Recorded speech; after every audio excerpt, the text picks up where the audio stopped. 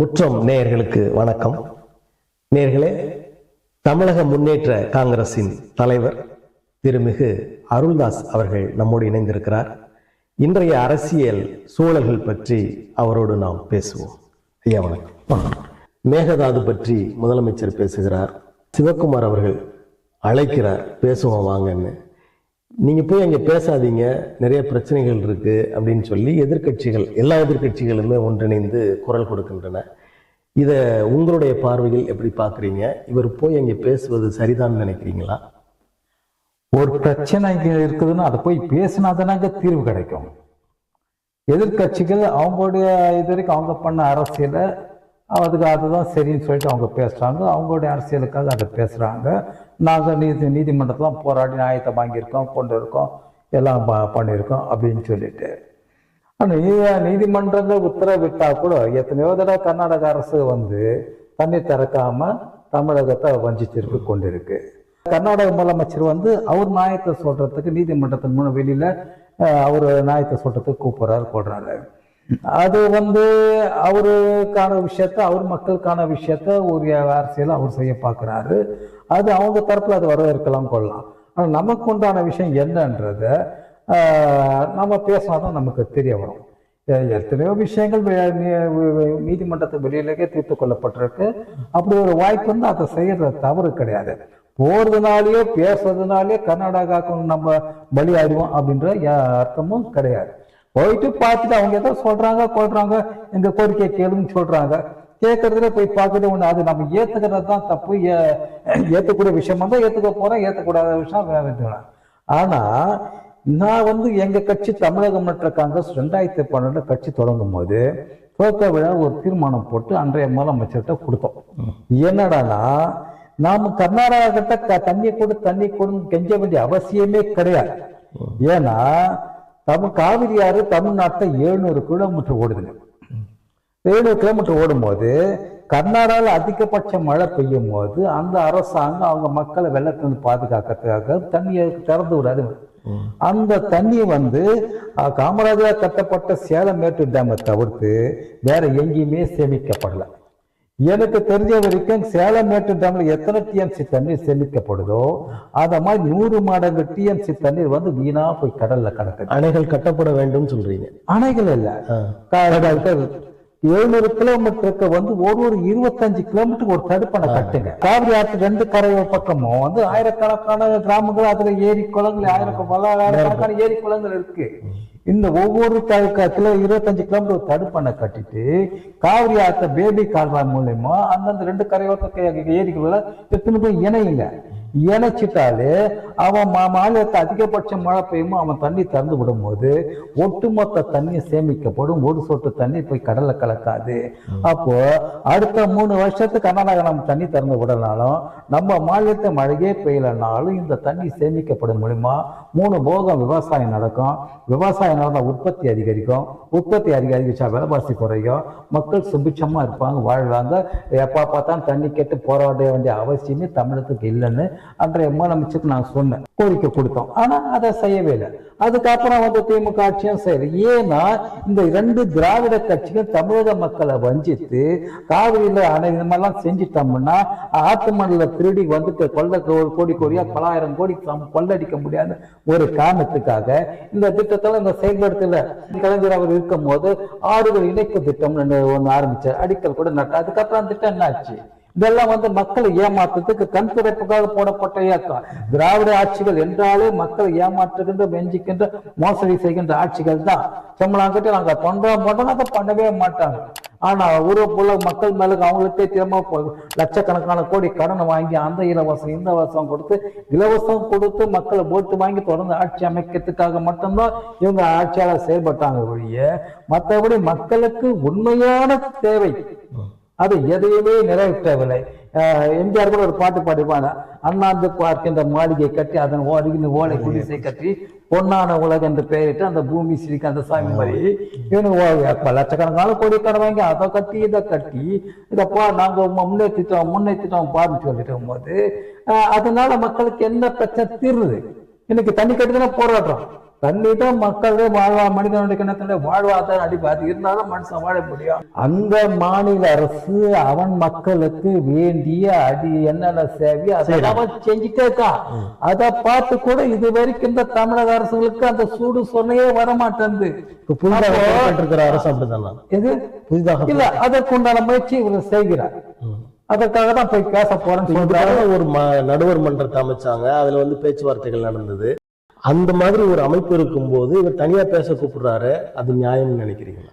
அதுதான் ஆரம்பத்தை சொன்னேன். அவர் ஏதோ கூப்பிடுறாரு, எனக்கு பேச இவர் போறாரா இல்லையான்றது இன்னும் முடிவாகல.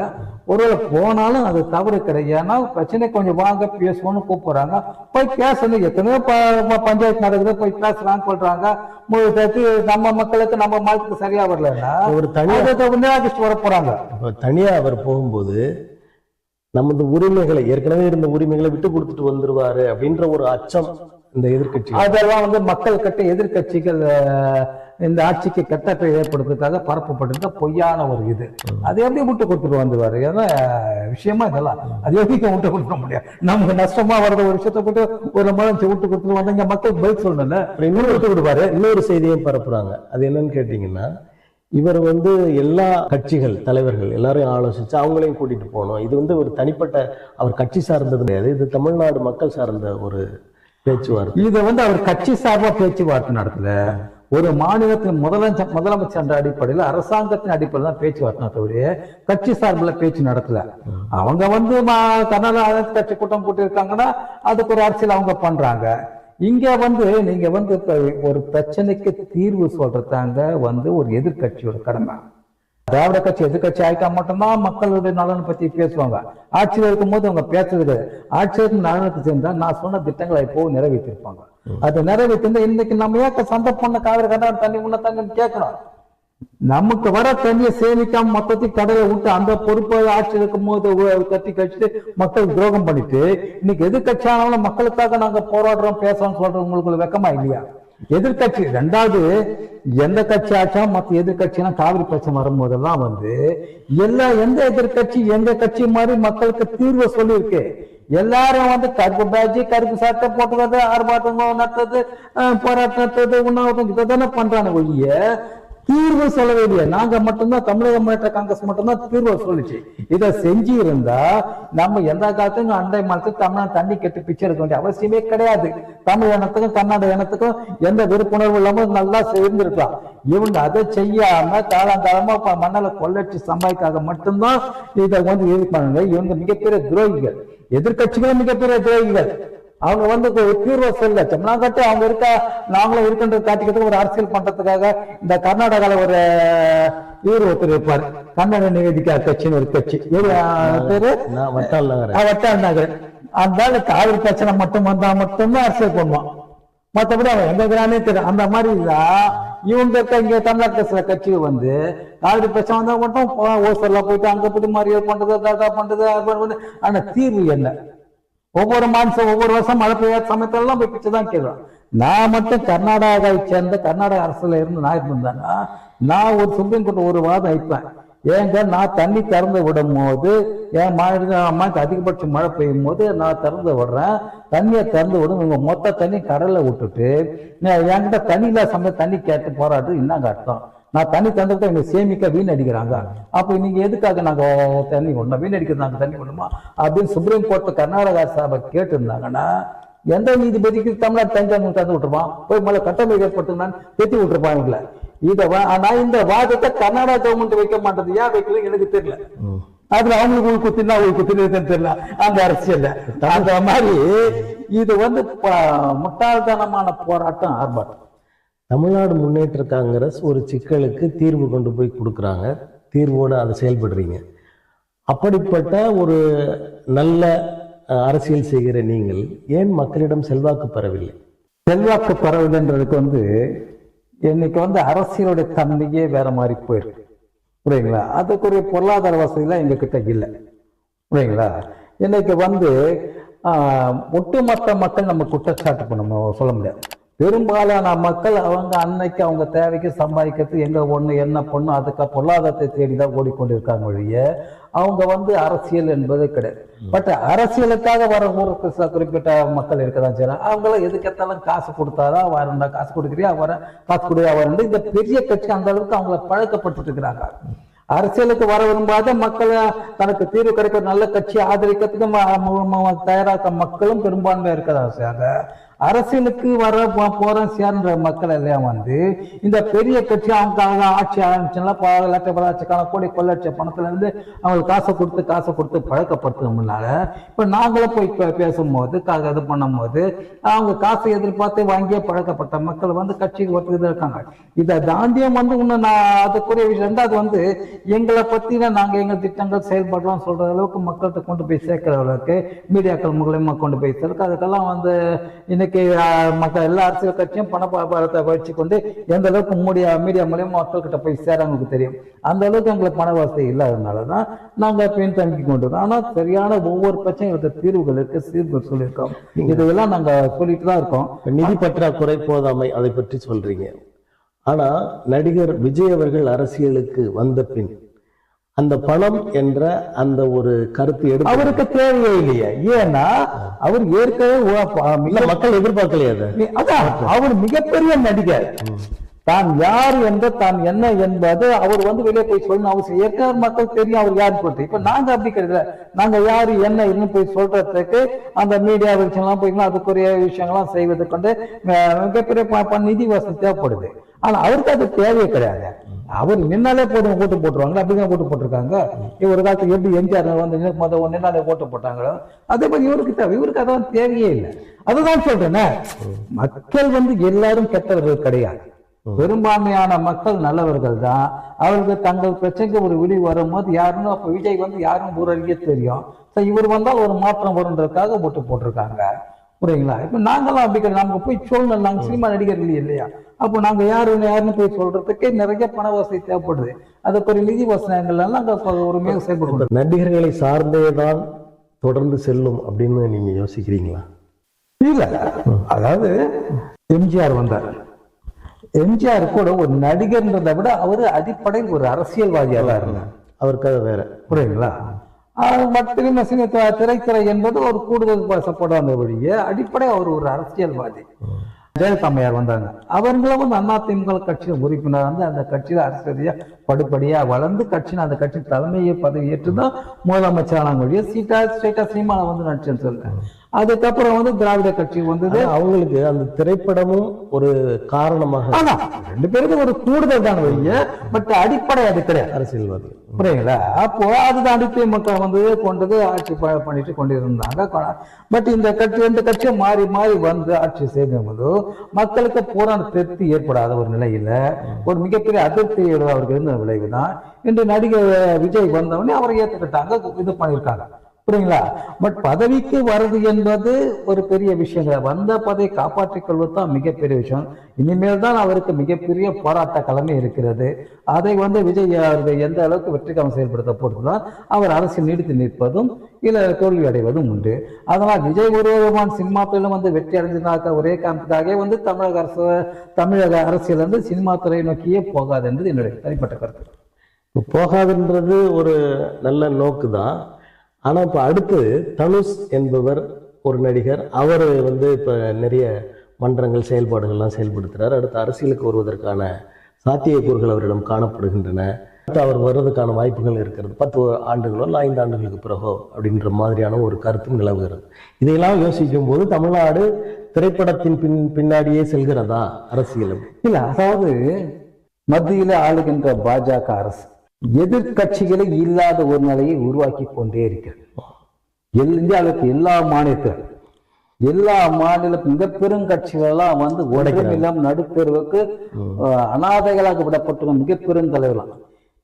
அந்த பாஜக என்ன சொல்கிறதா, எல்லா எதிர்கட்சியும் பார்த்து நீங்க என் முகத்துல காரி துப்புனா கூட நான் தொடச்சிட்டு போயிடுவேன். நான் மிஷின் கிட்ட வந்தீங்கன்னா உங்க மொத்த பேர் வரைக்கும் தூக்கி உள்ள வச்சு உங்க மொத்த சொத்தையும் பிடிங்கி நடு ரோட்ல விட்டுவேன். இதற்கு பயந்து கட்டி எல்லா பெருங்கட்சி இந்தியாவுக்கு தமிழ்நாடுல உட்பட எல்லா பெரிய கட்சி தலைவர்களும் இதுக்கு பயந்து எங்க நம்ம ஜெயிலையும் போட்டு, ஏன்னா கெஜ்ரிவால் ஏற்றுக்கு உள்ள போட்டு இன்னைக்கு ஒன்றில் ஆக்கி விட்டாங்க. புரியுங்களா? அதுக்கு பயந்துக்கிட்டு எல்லா பேரும் ஜெயிலுக்கும் போகணும், சம்பாதிச்ச சொத்தும் போகணும். ஏன்னா இவங்க அவ்வளோ ஊழல் பண்ணின்னு இவங்க மேல ஏகப்பட்ட கேஸ் பெண்டிங்ல இருக்கு. அதனால குடும்பத்தின் நடுத்தல விட்டா என்னடா பண்றோம்னு சொல்லிட்டு இந்தியாவில் எல்லா மக்கள் ராகுல் காந்தி உட்பட காங்கிரஸ் போட எல்லா எதிர்கட்சிகளுக்கு தான் பாஜகவுக்கு மேல இருக்க கோபத்துல அது வரவே கூட அந்த எண்ணத்துல எதிர்கட்சிகள் காங்கிரஸுக்கு தான் ஓட்டு போடுறாங்க. ஆனாலும் பிஜேபி ஜெயிக்குது. மக்கள் காங்கிரஸுக்கும் எதிர்கட்சிகள் தான் ஓட்டு போடுறாங்க. ஆனா பிஜேபி அப்போ கிளீனா மிஷின்ல ஃப்ராடு தான் நடக்குது, ஊழல் நடக்குது, எல்லாருக்கும் தெரிஞ்ச இருந்த கூட அதை பத்தின விஷயங்கள் எந்த ஒரு எதிர்கட்சி தலைவரும் பேச மாட்டேன்றாங்க. பேசினா ஜெயிலுக்கு போடும், சொத்து போடணும் பயத்தில் இருக்கிறாங்க. ஆனா எவருக்குமே அடிப்படையாத மோடியும் அமித்ஷா இந்த சர்வாதிகாரிகள் கொடுங்கோலர்கள் அவர்கள் இன்னைக்கு நீட் என்ற போராட்டம் இளைஞர்கள் கொதித்து எழுந்து அவர்கள் காலில் அடிபணிந்தார்கள். பாஜக என்ற சர்வாதிகார கட்சி நாட்டில் என்ன வேணாலும் செய்ய முடியும், யாரையானா ஒழிக்க முடியும். அப்படி அவர்கள் வெறும் எம்பி எல்லா கட்சி எம்பிக்களும் விலைக்கு வாங்கி ஒழித்து அந்த கட்சி அந்த அரசியல் பண்ணி சட்ட ரீதியா போராடும் போது நீ என்ன அரசியல் என்ன சட்டத்தை கொண்டு வந்தோம், உன்னை எங்கள் கால் அடிப்பணி விழுப்போம் என்று இளைஞர்கள் சாதித்து காட்டினார்கள். எவருக்கு அடிப்பணியா அதை கூட இன்னும் 2 நாள் விட்டுருந்தா பங்களாதேஷ் நேபாள் கதை ஆயிட்டு இருக்காங்க. ஏன்னா சனிக்கிழமை ஞாயிற்றுக்கிழமை ஒட்டு மொத்த மக்களும் உள்ள கொச்சிட போறாங்க. நாளைக்கு நம்ம நேபாள் பிரதமர் இலங்கை பிரதமர் மாதிரி ஓட வேண்டிய பயத்துலதான் அவங்க வெள்ளிக்கிழமை பேச்சுவார்த்தை நடத்தி இப்ப சனிக்கிழமை ஒத்துக்கினாங்க. இல்லைன்னா அவங்க நிலைமையே வேறமா இருக்கும். ஒரு மிகப்பெரிய வாய்ப்பு இந்த கொடுங்கோலாட்சி ஒழியத்துக்கு வேண்டிய ஒரு நல்ல வாய்ப்பு தவற விட்டது என்று வருத்தப்படுகிறேன். ஆனால் இருந்தாலும் அவர்களுடைய பாடங்கிற அந்த அடிப்படையில் இனிமேல் தமிழ்நாட்டில் எந்த பெரிய கட்சிகளும் இருக்காது. இது வரைக்கும் திராவிட கட்சிகளும் இருக்காது. இளைஞர்கள் தான் இனிமேல் அரசியல் பண்ணுவாங்க தமிழ்நாட்டில் மட்டும் இந்தியா போல. ஏன்னா மக்கள் இந்த பெரிய கட்சிகளை பார்த்து நம்பி மோசம் போய் ஒரு நன்மையும் கிடைக்காம அந்த சர்வாதிகார ஆட்சி மூலியமா மக்கள் ஒவ்வொரு நாளைக்கு துன்பம் அடைந்து விலைவாசியெல்லாம் விண்ணப்பத்து மக்கள் இளைஞர்கள்லாம் வேலை வாய்ப்பு இல்லாம போய் பக்கடாதேன்னு சொல்லி ஒரு பிரதமர் சொல்ற பேச்சா அப்படின்னு சொல்லியும் அப்படி சொல்லி கூட அவர் திரும்ப ஜெயிக்கிறாருன்னா அப்ப மிஷின்ல பிராட் நடக்கும்போது இந்த மக்கள் இந்த பெரிய கட்சி தலைவர்களும் பெரிய கட்சி நம்ப தயாரா இல்லை. அதனால இளைஞர்கள் தான் இனிமேல் தமிழகத்திலும் சரி இந்தியாவிலும் சரி அரசியல் செய்ய முடியும். அவர்கள் கட்சி தான் புதுசு புதிய கட்சிகளை உருவாக்க செய்யும். இந்த பெரிய கட்சிகள்லாம் ஒண்ணுமே இல்லாத காண போயிடும். அந்த அடிப்படையில தனுஷ் அவருக்கான ஒரு வாய்ப்பு அவர் உருவாக்க பார்க்கிறார். அதை நம்ம வேணாம்னு சொல்றதுக்கு நமக்கு எந்த உரிமை. ஏன்னா ஜனநாயகத்தை யார் வேணா அரசியலுக்கு வரலாம் கொள்ளலாம். அதனால அவருடைய முயற்சி அவர் செய்கிறார். நீட் தேர்வு முறைகேடு அதுக்கு ஒரு அமைச்சரை பதவி விலகணும்னு சொன்னாங்க, போராட்டம் நடத்தினாங்க. ஆனால் இது எல்லாவற்றையும் விட வாக்கு இயந்திரங்களில் முறைகேடு அப்படின்றது ஒரு பெரிய ஒரு சிக்கல். ஆமா, அது ஒரு தவறான செயல். ஆனா அதற்கு இந்த இளைஞர்கள் எந்த விதமான எதிர்ப்பையும் காட்டலையே. இல்ல, அதான் இப்பதான் வந்திருக்காங்க, உருவாகி இருக்காங்க. அரசியல் என்னன்னு இப்ப வந்தவொடனே ஒரு பெரிய போராட்டத்தை சாதிச்சிருக்காங்க. இதற்கப்புறம் தான் அரசியலான விஷயங்களை அவங்க சிந்திப்பாங்க. கட்சியை கட்டமைக்கிறதா கொடுதா என்னதெல்லாம் அவங்க சிந்திப்பாங்க கொள்வாங்க. அப்போ அதுக்கான இந்த நாட்டுக்கு அது வேற என்ன பிரச்சனை, முக்கியமான பிரச்சனை, அதுக்கு இளைஞர்கள் சிந்திப்பாங்க. அதுக்கான போராட்டங்கள் கொள்வாங்க. இனிமேல் இளைஞர்கள் தான் இதையும் செய்ய முடிய இந்த வயதான கட்சிகளை ஸ்டாலின், அதிமுக, எடப்பாடி எல்லாம் இவங்களெல்லாம் ஒண்ணுமே பண்ண இவங்க அரசியல் அநாதைகள் ஆக்கப்படுவார்கள் தமிழ்நாட்டில். இப்போ புதிய கட்சிகள் இளைஞர்களால் உருவாக்கப்படுகிற கட்சிகள் பொறுப்புக்கு வரும் என்றாலும் கூட அது தனி பெரும்பான்மையோட வருமா அல்லது கூட்டணியாக தான் வரும்னு நினைக்கிறீங்களா? அது நம்ம இப்பயே சொல்ல முடியாது. ஆனால் இருந்தாலும் அதுக்கு தனிப்பெருமையாக வரதுக்கும் வாய்ப்பு உண்டு. ஏனென்றால் ஒரு 20-25 வருஷத்துக்கு மேலே அதுக்கு ஒரு மிகச்சிறந்த உதாரணம் ஒன்று உண்டு. அஸ்ஸாம்ல காங்கிரஸ் காலகாலமா ஆண்டு இருக்கும் போது அந்த மக்கள் போகும் போது வெறும் காலேஜ் ஸ்டூடெண்ட்ஸ் எல்லாம் ஒன்னா சேர்ந்து அஸ்ஸாம் ஜன பரிஷத் ஒரு கட்சியை உருவாக்கி 45 நாளே ஆட்சியை பிடிச்சாங்க தனி பெரும் மெஜாரிட்டியா. புரியுங்களா? அதனால ஏன்னா காலங்காலமா இருந்த அந்த சீனியர் அரசியல்வாதி சீனியர் தலைவர்கள் மக்கள்கிட்ட சுரண்டி மக்கள் வெறுப்பு அடைஞ்சிருந்த மாணவர்களுக்கு இந்த சின்ன பசங்க பேரெல்லாம் பார்க்கல போடுறாங்க போட்டு இந்த நாய் ஒழிஞ்சு போனன்ட்டு போட்ட வேலைக்கு தான் கொதிப்பு தான் அது.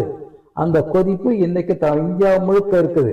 அது மிக விரைவில் வெடிக்கும் போது 29 தான் நீங்க சொன்னா ஓட்டுச்சீட்டு முறைய மிகப்பெரிய அடிச்சு முடிச்சு வாக்குச்சீட்டு முறை தான் நடக்க போகுது. அது இளைஞர் கண்டிப்பா செய்வார்கள்.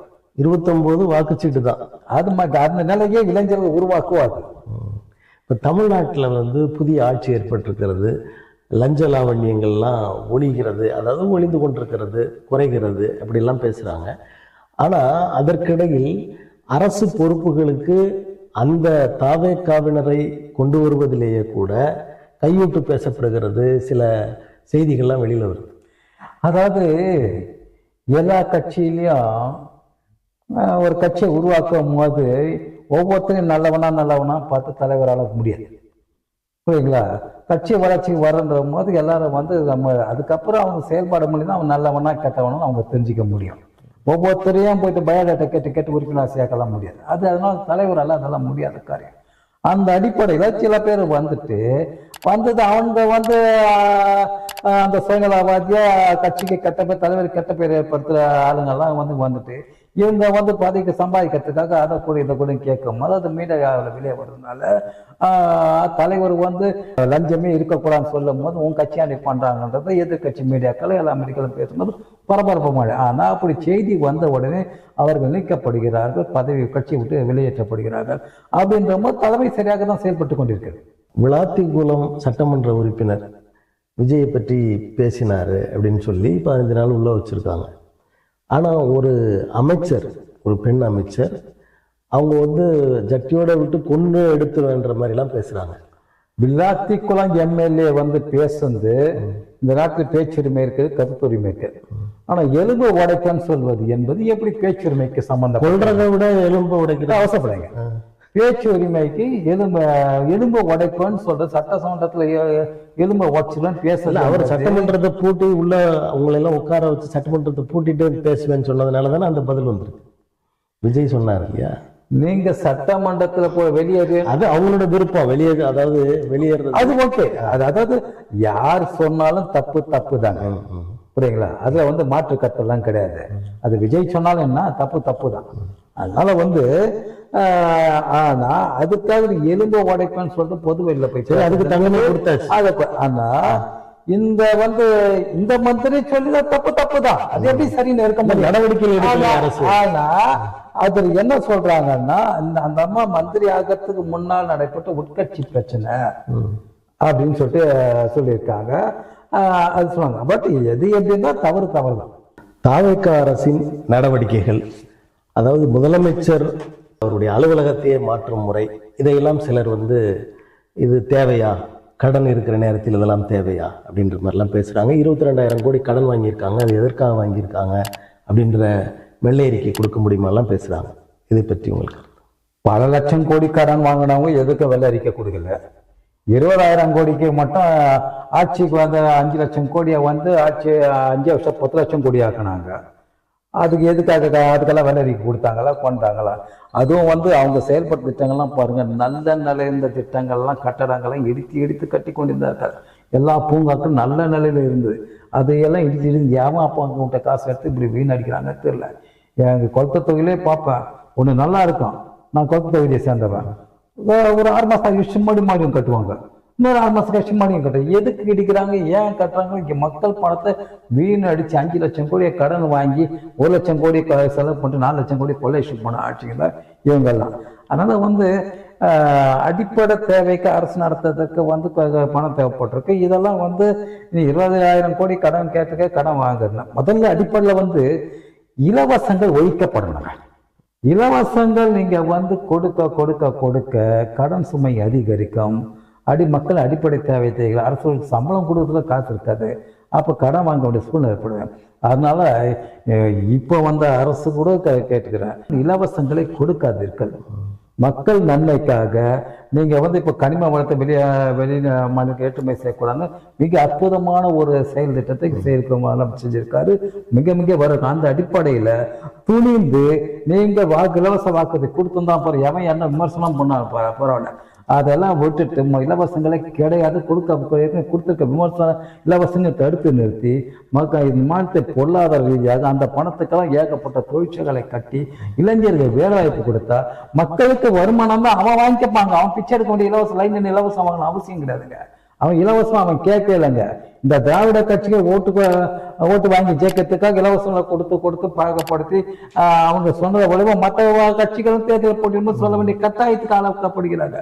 இருக்க இந்த ஆட்சி வந்து அந்த இலவசம் கொடுக்காம இருந்தா விஜயோ இல்ல மற்ற எந்த கட்சியோ கூட இலவசத்துக்கு தேர்தலிக்க கொடுத்துருக்க மாட்டாங்க.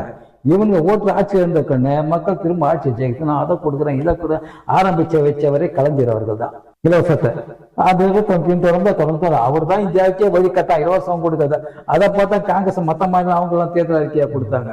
ஆனா வந்து இலவசத்தின் ஊற்றுக்கண்ணே திமுக தான். இவங்க வந்து இதை கொடுத்ததுனால விஜய் அதை பார்த்து அதே அடிப்படையாக அறிக்கை கொடுக்க வேண்டியது. ஆனா அவர் ஒன்று துணிந்து செய்ய வேண்டும். நீங்க வந்து இலவசங்கள் நான் கொடுத்ததை மன்னிப்பு கேட்டுக்கிறேன், இனிமேல் இலவசமே கிடையாது, கொடுத்த இலவசம் நிறுத்துறேன் அப்படி நிறுத்தி அந்த பணத்துக்கு எல்லாம் வந்து இவர் வந்து மாநிலம் முழுக்க தொழிற்சாலைகள் அணைகளையும் நீர்நிலைகள் கட்டி இது பண்ணா தமிழ்நாடு உலகத்தின் முதல் பணக்கார நாடாக மாறும். அதை செய்யணும், அது செய்ய வேண்டிய கடமை இருக்குது, செய்யணும் நான் கேட்டுக்கிறேன். இந்த அரசு வந்த பின் திராவிட முன்னேற்ற கழக அரசு கொண்டு வந்த திட்டங்களின் பெயர்களை எல்லாம் மாத்துறாங்களே, எல்லா திட்டங்களுடைய பெயர்களையும் மாத்திட்டு இருக்காங்க. அது தேவையா? தேவையில்லைதான். பட்டு அதை வந்து என்ன பண்ணிருக்காங்க, ஒரு நல்ல ஒரு உணவு திட்டத்தை வந்து அதை முறை ஆரம்பித்த காமராஜர் பேரை வைத்திருக்கு. அந்த காமராஜருக்கு தன்னுடைய வழிகாட்டியாக வைத்துக் கொண்ட விஜய் அவர் பேருக்கு ஒரு கௌரவம். ஒரு காங்கிரஸ்காரர், நீங்க காங்கிரஸ்காரர். காமராஜர் மேல் எல்லாருமே அபிமானம் வைத்திருக்கிறவர்கள் தான். அவர் வந்து மதிய உணவு திட்டத்தை கொண்டு வந்தார், இவர் காலை உணவு திட்டத்தை கொண்டு வந்திருக்காரு. ரெண்டுலையும் ஒரு வேறுபாடு இருக்கு. அந்த மதிய உணவு திட்டத்திற்கு காமராஜர் பெயரை வைப்பது நியாயம், இவர் கொண்டு வந்து பேருக்கு வச்சாது என்ன நியாயம்? இது அப்படி பிரிச்சு பார்க்க முடியாது. ஏன்னா மாணவர்களுக்கான உணவு திட்டம் ஸ்டாலின் அதை செய்து வரவேற்கப்பட வேண்டியதுதான். காலையில உணவு கொடுத்தது வந்து நம்ம இல்லைன்னு சொல்லல, நல்ல வரவேற்கப்பட ஸ்டாலின் உணவு திட்டம் சொல்லலையே, இளைஞர் முதலமைச்சர் திட்டம் சொல்லியிருக்காங்க. பட் இது எல்லாத்துக்கும் முன்னோடி காமராஜர் அதை வச்சிருக்காரு. காமராஜர் என்ற பெருந்தலைவருக்கு செய்யக்கூடிய ஒரு கௌரவமான எடுத்துக்கலாம் மொழிய அதை விமர்சிக்க வேண்டிய அவசியம் அது இழுக்கு பேர்ல இருக்கு. அவருக்குன்னு ஒரு மதிப்பு இருக்கு. காமராஜர் என்பவருக்கு எல்லாமே ஒரு மதிப்பு இருக்குங்க. இது அவர் தான் உருவாக்குனாரு. அதுக்காக எம்ஜிஆர் வந்து சத்துணவு திட்டம் கொண்டு வந்தாரு. எம்ஜிஆர் அப்புறம் இவர் ஸ்டாலின் வந்து, அதாவது காமராஜ் பெருந்தலைவர் அவருடைய பெயரை வைத்தால் இதுல வந்து பிரச்சனை வராது, அதை எதிர்த்தாலும் கூட அவர்களுக்கு தான் அது திரும்பும்ன்ற ஒரு வந்து ஸ்டாலின் பேர்ல கலைஞர் பேர்ல வேற யார் பேர்லயோ அதை வச்சு அதை கார்பரேஷன் மாத்திரான்னு சொல்லி இது முதலமைச்சர் பேர்ல தான் வச்சிருக்காங்க. அது அப்படியே பொது பேர் இருந்திருக்கலாம், இருக்கலாம். பட் இதை வச்சிருக்காது. அதான் சொல்றேன், தேவையில்லாத வேலை, அரசியல் அனுபவமின்மை, அரசியல் புரிதல் இல்லாத ஒரு வேலை, அதனால இது இருக்குது.